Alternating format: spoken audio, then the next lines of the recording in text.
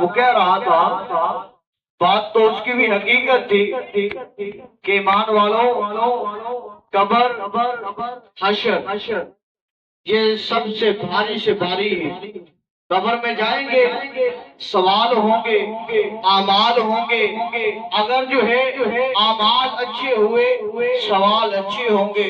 جواب اچھے دے سکو گے، اگر اعمال اچھے نہ ہوئے تو سوالوں کا جواب نہ دے سکو گے تو وہ قبر جہنم کے گڑھوں سے گڑھا بن جائے گی۔ اگر اعمال اچھے، عمل اچھے، قبر کے سوالوں کا جواب اچھا، تو وہ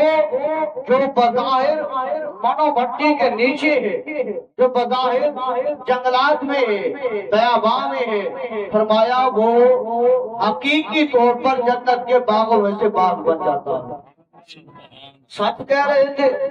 کہ حشر کے دن جب پل صراط سے گزر رہا ہوگا، ہر کوئی اور وہ تلوار سے زیادہ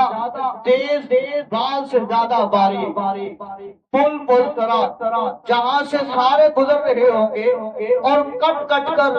جہنم میں گر رہے ہوں گے۔ اعمال اچھے، عمل اچھے، دنیا میں رہنا سہنا اچھا، طور طریقہ اچھا، تو وہ بن جائیں گے اور وہاں سے گزر کر جنت میں داخل ہو جائیں گے۔ تو جب وہ بتا رہے تھے تو ایک بزرگ کھڑے ہوئے، اس بزرگ نے کہا، اے علامہ صاحب، قاری صاحب، اے فلاں مفکر محدث، فلاں علم رکھنے والے، اے فلاں چیز کے دائی، ذرا بتا تو صحیح، جب قبر میں سوال ہوں گے، من ربوں کا پوچھا جائے گا، بتا تیرا رب کون ہے، جب پوچھا جائے گا ماں دینوں کا، بتا تیرا دین کیا ہے، جب پوچھا جائے گا ماں نبیوں کا، تیرا نبی کون ہے، جب لجپال نبی کی ذات کو سامنے لایا جائے گا، پوچھا جائے گا ماں کنتا تقول فی ھذا حق وجل، بتاؤ اس لجپال نبی کے بارے میں تمہارا کیا عقیدہ تھا۔ وہ بزرگ کہتا ہے، بتاؤ یا لجپال نبی قبر میں آئیں گے،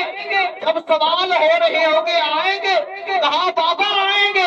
تو بابا نے کہا پھر لجپال نبی جب آئیں گے تو پھر خیر ہے۔